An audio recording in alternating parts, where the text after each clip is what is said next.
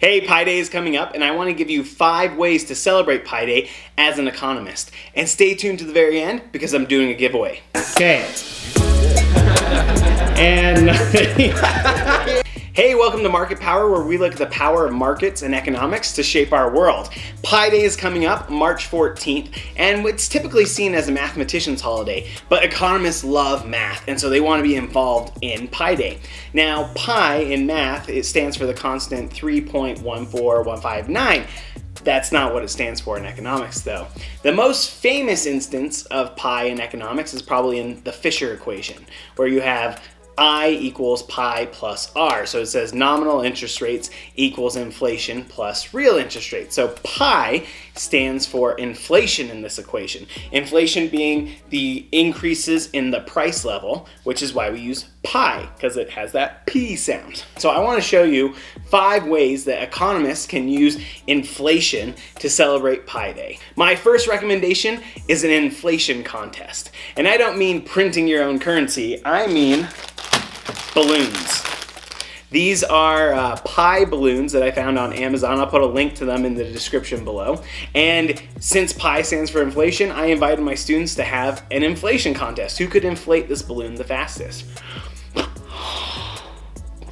Well, actually, let's just go ahead and cut to them doing it because it's much more exciting.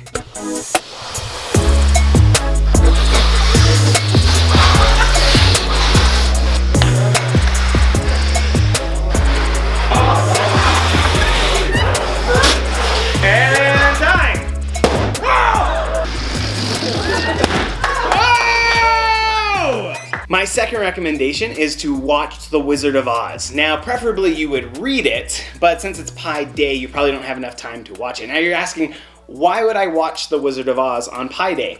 Well, The Wizard of Oz was written during the populist movement, which was this movement to try and get inflation going because deflation was really hurting farmers who are indebted. One of the main champions of this was William Jennings Bryan.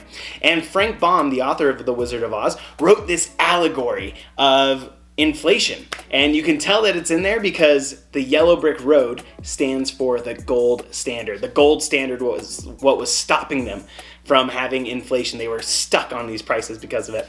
And so the solution was to have silver added to the money supply. And that's what Dorothy's slippers represent. In the movie, they're ruby red to show off the Technicolor. But in the book, they were silver. And it turns out that the whole time, silver was the answer to their problems. So if you want to talk about inflation, go read The Wizard of Oz.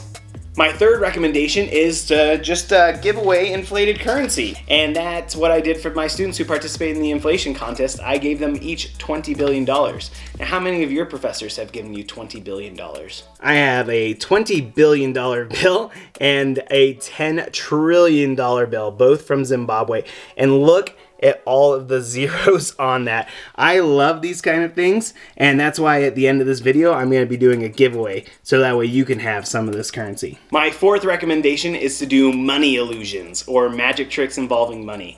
And why are we doing that? Well, money illusion is this phenomenon about thinking in nominal terms and not in real terms. You think about how many zeros are on your bill and not what it can actually buy you. So let me give you an example of what money illusion is, okay? So let's say we start off with $20 billion, okay? And you want to buy a house and feed yourself, okay? And it turns out to buy a house, I stole my daughter's magnetic board, it costs $10 billion, okay? You're in San Francisco, you're looking for a studio apartment, okay? Well, you think, hey, this is expensive, but I have $20 billion. And then you get a raise. You get another $20 billion, so you have $40 billion to spend. And you're thinking, this is fantastic. I have so much money now. But at the same time that your income doubled, prices doubled. Such that that house now costs $20 billion, right? So your wage doubled and your prices doubled. And as a result, it's like you only have half of your money left. Where did that other half go? The secret is that it went into inflation. There's the other half of your money. It was in the inflation the whole time. So there's an example of a money illusion you can do to help people understand money illusion. My fifth recommendation is to increase the size of the pie. This doesn't have to necessarily deal with inflation, though, there's a little bit of a connection. But what I want you to do is go out there and encourage economic growth. Go out there and do something new, start something, be innovative, okay? Or you can cheat and just go order a really big pizza, which is what we did. All the way down to Salt Lake.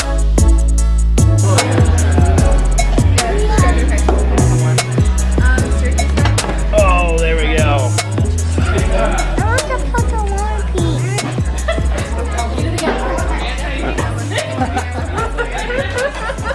The crust piece or that piece right there? Those are my 5 recommendations for celebrating Pi Day like an economist. And I promised you a giveaway, and here it is. I have some inflated currency. Remember back on number 3, I said I like to give away inflated currency on Pi Day. So I have a $10 trillion bill and a couple of $20 billion bills that I'll give away to some of my viewers. And there are 2 ways you can enter. First, share this video on Twitter. Make sure you tag me. My handle is @MarketPowerYT. And share the video on Twitter.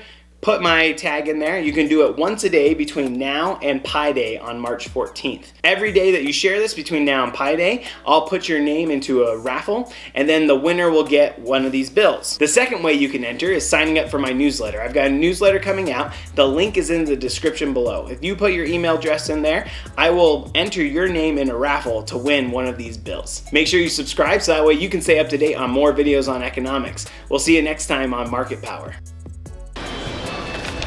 $20 billion tip. There we go.